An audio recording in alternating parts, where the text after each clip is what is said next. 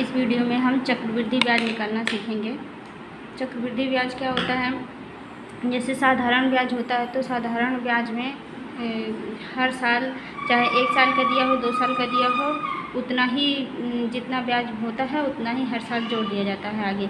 लेकिन चक्रवृद्धि ब्याज में क्या है, 1 साल का जो ब्याज बनता है वो भी हमारे मूलधन में जुड़ जाता है और उस पर भी अगले साल ब्याज बनने लगता है, मतलब ब्याज का भी ब्याज देना पड़ता है।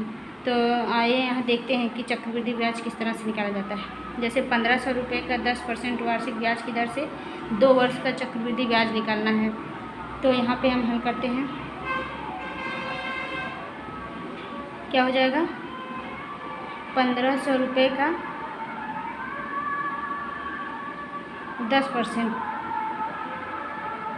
वार्षिक ब्याज की दर से निकालना है। तो 1500 रुपये का कितना निकालना है 10%। तो 1500 का 10% कितना होता है, क्या हो गया 150 रुपये। 1500 का 10% हो गया 150 रुपये। तो हमें कितने साल का निकालना है 2 साल का। तो हम यहाँ पर 1500 रुपये का 1500 का 10% 150 हो गया और हमें कितना निकालना है 2 साल का। तो ये 1 साल का हो गया इतना। साधारण ब्याज और चक्रवृद्धि ब्याज 1 साल का तो बराबर ही आता है, लेकिन दूसरे साल में ये 1500 रुपये और इस 1500 का भी हमें 10% और देना होगा। तो इस 1500 का 10% और हम निकालेंगे दूसरे साल में। तो 1500 का 10% यहाँ निकालते हैं, कितना हो गया 15 रुपया। अब हम इसे जोड़ लेंगे तो ये 1500 150 ये 150 ये 300 हो गया और ये 1500 मतलब 315 रुपया हमारा चक्रवृद्धि ब्याज हो गया। 1500 रुपये का 10% वार्षिक ब्याज की दर से 2 वर्ष का चक्रवृद्धि ब्याज हमारा कितना हो गया 315 रुपये। इसी तरह से अगर हमें 2 वर्ष की जगह और अगर 3 वर्ष का निकालना हो तब हम कैसे निकालेंगे, इसको देख लेते हैं। जैसे हमारा दूसरा सवाल ले लेते हैं। 8000 रुपये का 10% ब्याज की दर से 3 वर्ष का चक्रवृद्धि ब्याज कितना होगा।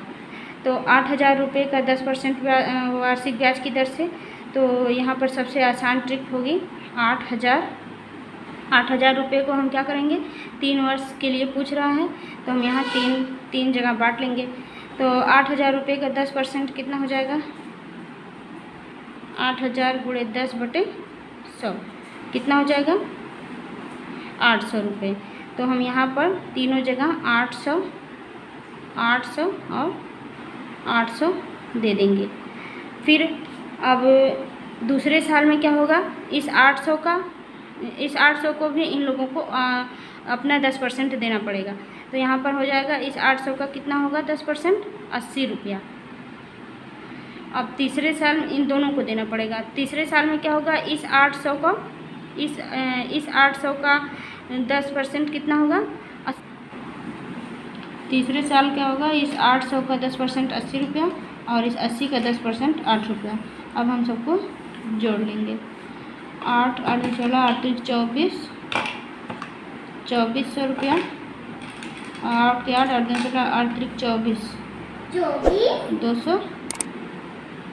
240 प्लस 8 रुपया, ये हो जाएगा 2400 प्लस 248, ये हो जाएगा 8 4 और 4 2 6, ये 2648 रुपये चक्रवृद्धि ब्याज हो जाएगा।